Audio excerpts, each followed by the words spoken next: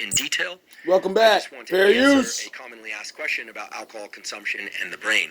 And the question that so often comes up is whether or not low to moderate amounts of alcohol, so maybe one drink a day or one or two drinks a day kind of thing, whether or not that is bad for your brain, in particular, whether or not it causes degeneration of neurons or nerve cells. Now, the reason that question comes up so often is because for many years it's been known that high levels of alcohol consumption, so 12 to 24 drinks per week or more, is certainly causing neurodegeneration, in particular of the so-called neocortex, the outer layers of the brain that house associative memories, that house our ability to think and plan, that house our ability to regulate our more primitive drives according to context, etc. So, Why do you think I keep stressing about drinking? Because I learned what it is, and I learned what it does, and you really don't realize, it makes you a fucking dummy. Literally. Not only does it stop you from being able to plan, like he said, and execute things, it keeps you on a lower vibration, so you do the low. You're running around having sex. You're running around trying to shine up. You're running around dumb shit. You always stay on dumb shit. Now, we all know those things, but we think we can control shit. But now I'm gonna show you that I'm an X-Man, a man. You're a fucking mutant. You don't even get it. You really are a mutant. You changed your DNA. When you drink for years and years and years, it changes you physically down to your fucking DNA. So when I call you niggas not men, I'm not fucking playing around. to make very clear, drinking a lot, so having, 3 or 4 drinks per night, every night of the week, is clearly bad for the brain. A recent study, however, I wonder what hard liquor. He's talking about fucking beers and some liquors. I wonder what hard, shitty shit liquor does to your brain. Like fucking, what did I used to drink? E&J. I wonder what fucking shit E&J liquor does to your brain after years. It make, you niggas don't even understand. It doesn't matter what type of alcohol it is. It's all the same, but we all know, listen, why do people buy expensive liquor? Because it's more better. It's taken care of better. It's made better. So it doesn't fuck you up as much in your brain. finally addressed the question of whether or not low to moderate amounts of alcohol consumption can cause brain degeneration. I The title of the wonder. study is Associations Between Alcohol Consumption and Gray and White Matter Volumes in the UK Biobank, the United Kingdom Biobank. First of all, gray matter are the neurons, is the so-called cell bodies that house the genome of the cells, etc. And white matter is the connections, the fibers, the so-called axons of neurons. And it's called white matter because that tissue is surrounded by a fatty tissue called myelin, which allows nerve cells to communicate with each other very quickly. Your neurons is your fucking function and how you function, how you think, how you move your brain, how you remember things. I got a nigga telling me the same fucking stories over and over like he never told me. And I'm like, yo, my nigga, if you tell me this fucking story one more time in the way like you never told me, I'm gonna get really mad. So what this study did is it looked at the brains, both the gray matter and the white matter, of more than 30,000, indeed more than 35,000, generally healthy middle-aged and older adults in the United Kingdom who were drinking various amounts of alcohol. What they found was that even for people that were drinking low to moderate amounts of alcohol, so 1 or 2 drinks per day, there was evidence of thinning of the neocortex, so loss of neurons in the neocortex, and For real adults, drinking once or twice a day, that's a fucking beer. That's 1, 2 beers. And with hard liquor, that's about 3 or 4 shots. You niggas drink full fucking pints and fucking 6 packs and you're drinking all day, every day since you was a kid. Since you picked up alcohol, you've been turning yourself into a fucking mutant, and then you dumb motherfuckers went and had kids. You really went and had kids after you transmuted yourself into a fucking mutant. You people don't even understand what you're doing. other brain regions. And I don't say this in order to cause alarm. I tell you this Me because they neither. are important data, because they reveal and indeed answer the question that has been burning for so long as to whether or not chronic alcohol intake can disrupt the brain, even if the chronic intake is very low. Now, we should talk about what the word chronic means, because many people, when they hear the word chronic, think high Weed. levels of Weed. whatever intake. Okay, so they think 5 drinks a night or 10 drinks a night, or people drinking every night. Now, in this study, they looked at people who, on average, were drinking 1 or 2 drinks per night. So that could be 14 drinks on the weekend. It could be 1 drink per night. It could be 7 drinks on Friday. In other words, on average, 1 or 2 drinks per night. And I think many people out there are drinking somewhere between 1 and 2 drinks per Day. night or day of the week on average. So that would be 7 to 14 drinks per week. So this I watch you niggas get drunk as soon as you wake up. I watch you niggas get drunk before you go to bed. is an important study, because it says that if you're consuming even just 7 glasses of wine across the week, it's likely that there is going to be some degeneration of your brain in response to that alcohol intake. Imagine years. Although, your whole as life. mentioned earlier, we will talk about some of the things that can inoculate against some of that neuronal loss. For those of you that are interested in reading the study in more detail, we put a link to it in the show note captions. They won't. Before we begin, I'd like to emphasize that this podcast is separate from my teaching and research roles at Stanford. It is, however, part of my desire and effort to bring zero cost to consumer information about science and science-related tools to the general public. In keeping with that theme, I'd like to thank the sponsors of today's podcast. Our first sponsor is Levels. Levels is they're consuming alcohol and how much they're drinking. And then you'll be able, I think, to get a good sense of how the alcohol that you're drinking, if you're drinking any Let's find out all, what alcohol is really impacting is. your brain and body, and the choices you might want to make about how and when to drink alcohol, or even if you want to eliminate alcohol altogether. Nope. Okay, so some basic chemistry and biology of alcohol. And again, I'll make this very clear, even if you don't have a chemistry and biology background. Because of the structure of alcohol, it is what's called both water-soluble and fat-soluble. Translated into what's meaningful for you, what that means is when you drink alcohol, it can pass into all the cells and tissues of your body. It has no trouble just passing right into those cells. Right into your So brain. unlike a lot of substances and drugs that actually attach to the surface of cells, to receptors as they're called, little parking spots, and then trigger a bunch of downstreams, like domino cascades of effects, alcohol actually has its own direct effects on cells because it can really just pass into those cells. So You're it's a water and mutant. fat soluble. And the fact that it can pass into so many organs and cells so easily is really what explains its damaging effects.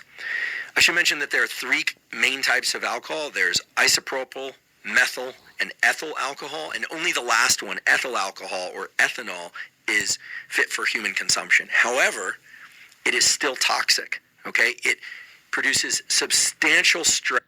They're all poisons. One just won't kill you faster.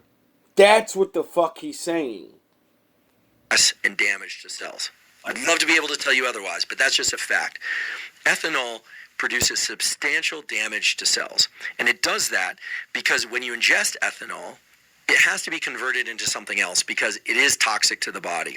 Right. And there's a molecule inside of all of us called NAD, and you may have heard of NAD because it's quite popular. There's a lot of discussion about They NAD haven't.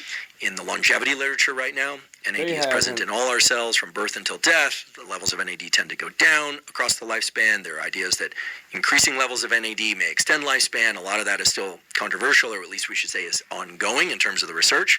But nonetheless, when you ingest ethanol, NAD and related biochemical pathways are involved in converting that ethanol into something called acetaldehyde. It's broken down into acetaldehyde.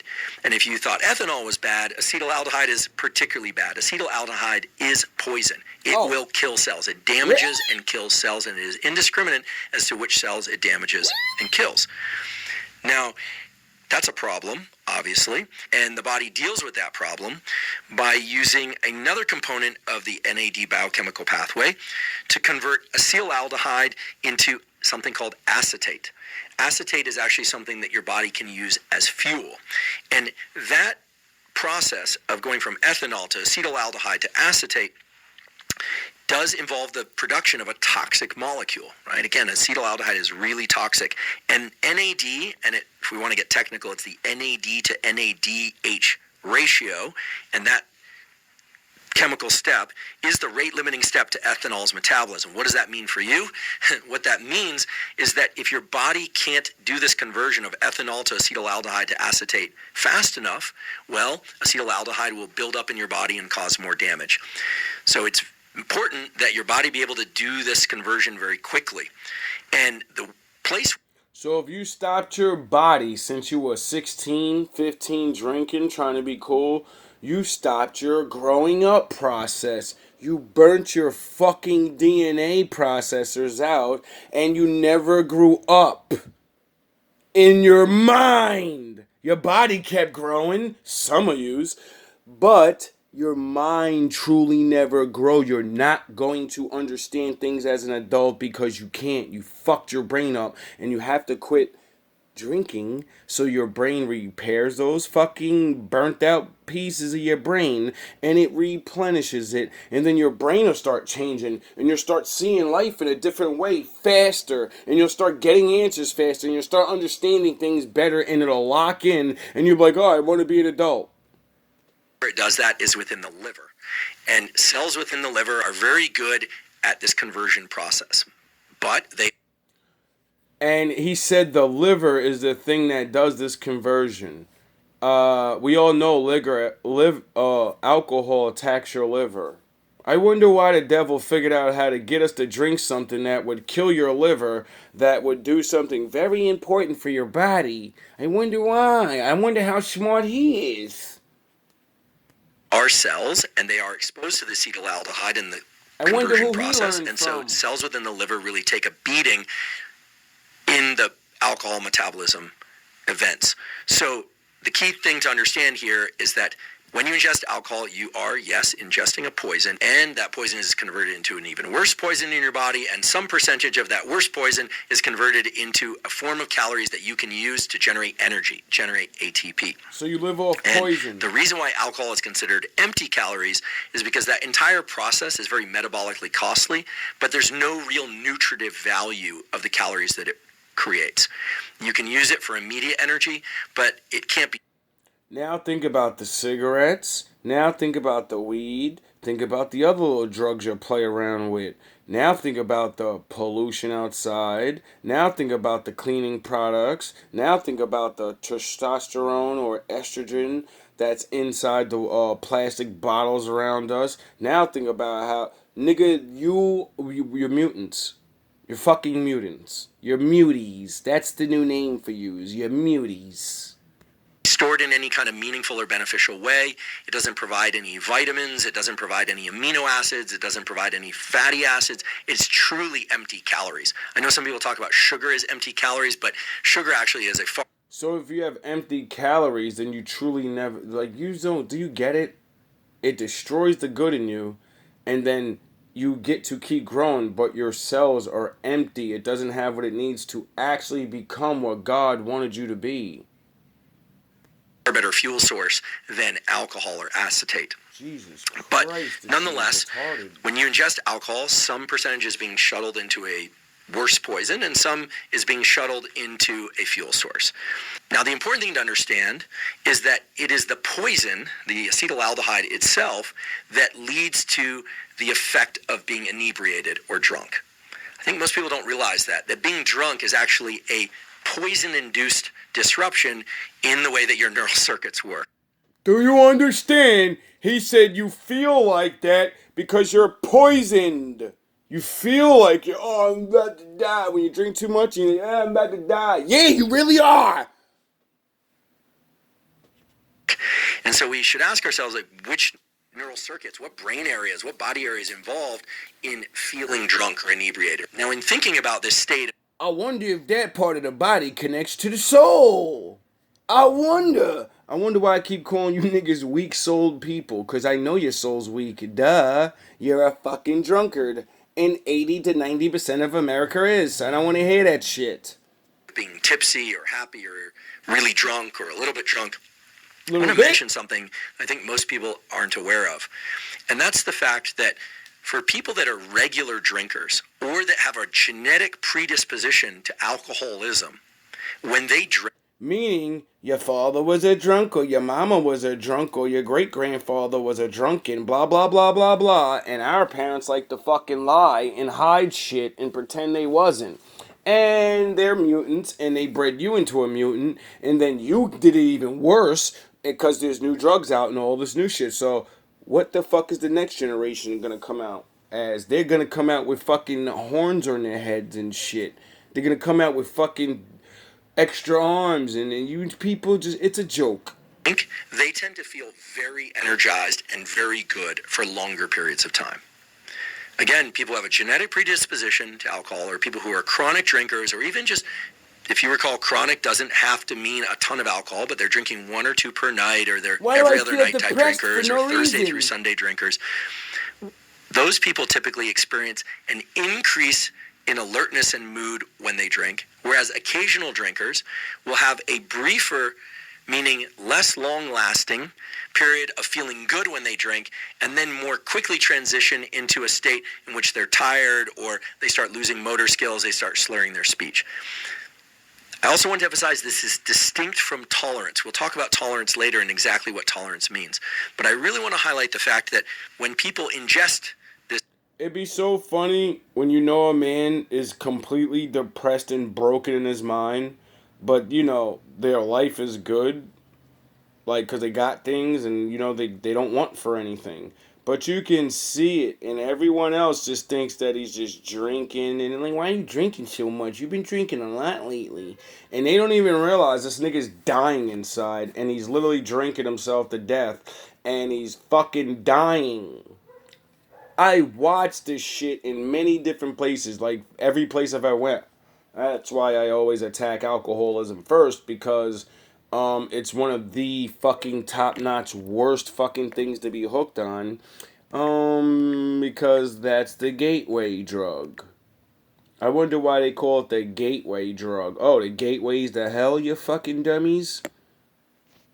This poison, because indeed it is poison, the range of effects is very different, and you can reliably predict who are the people with a predisposition to alcoholism and who are the people who are more regular drinkers by the contour, the timing of the different effects. And again, people who tend to feel more alert Mood and excited swings every time they drink, they tend to get a real lift. They become kind of the life of the party, and that lasts a long while. Yep.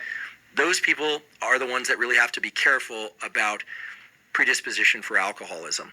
And those people also need to be careful about their drinking and the amount of drinking that they're doing, even if they're not full-blown alcoholics.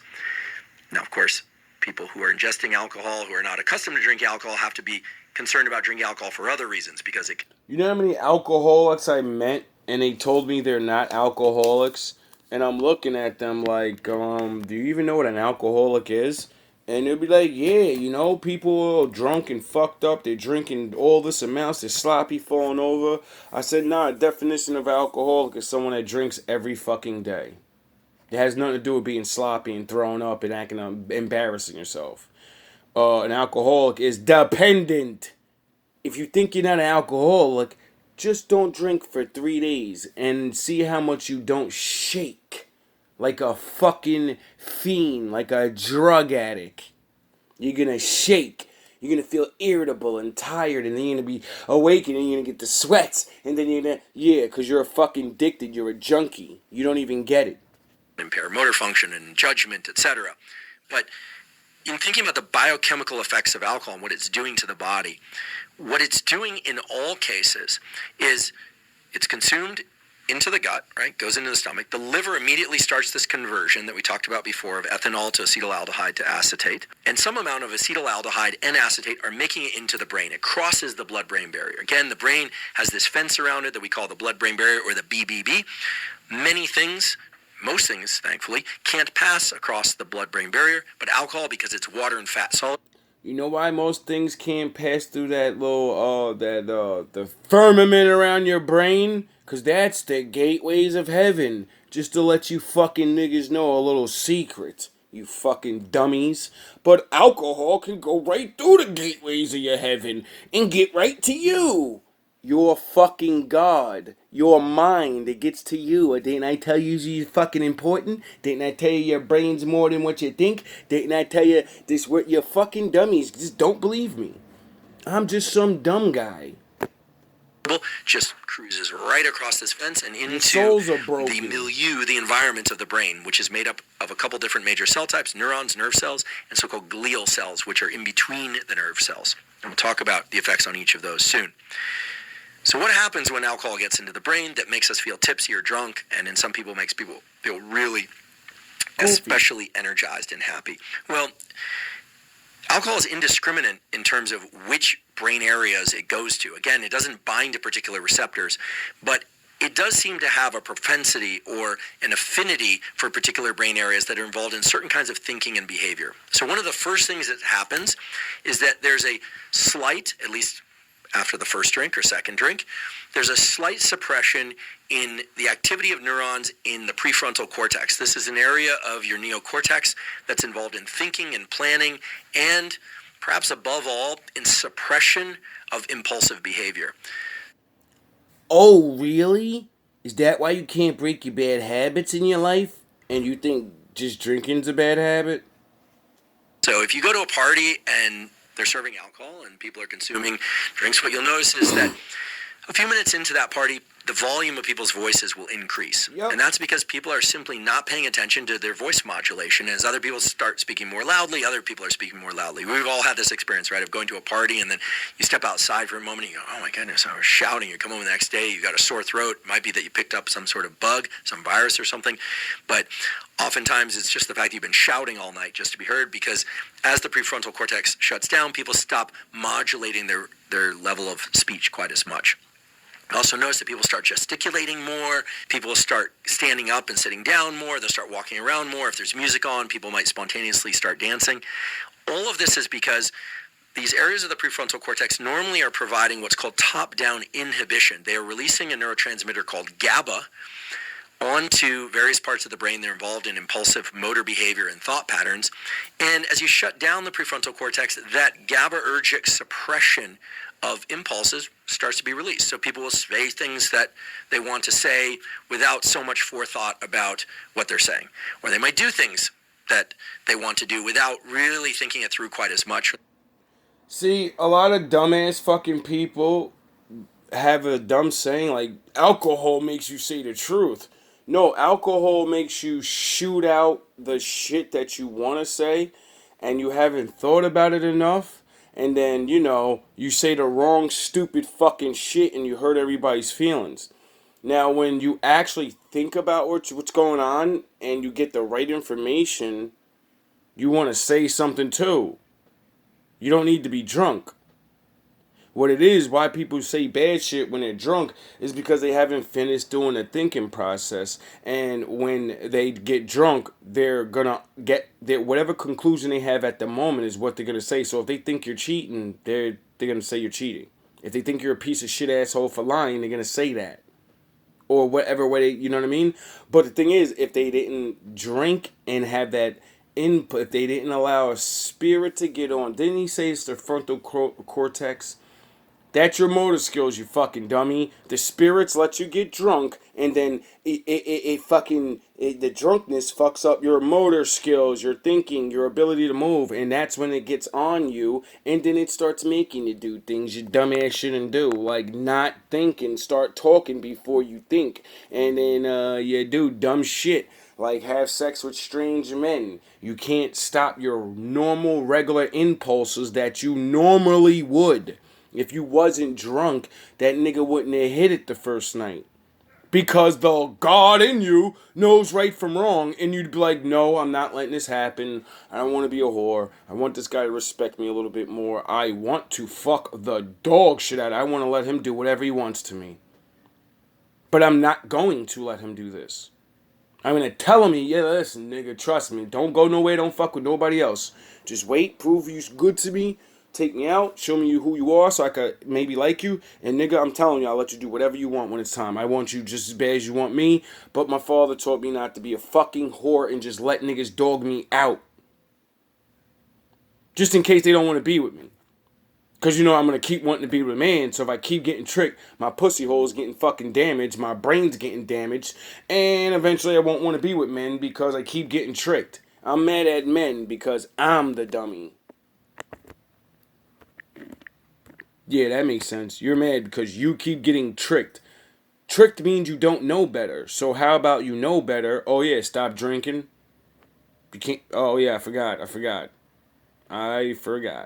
Or they might not even remember thinking it through at all, or experience, I should say, thinking it through at all. We haven't talked about blacking out yet and the effects of alcohol on memory. Oh, really? But as long as we're there, I'll just tell you that alcohol has a very strong effect this is in an suppressing hour-long the video. neural networks that are involved in memory formation and storage. This is why oftentimes we forget the events of a night out if we've been drinking.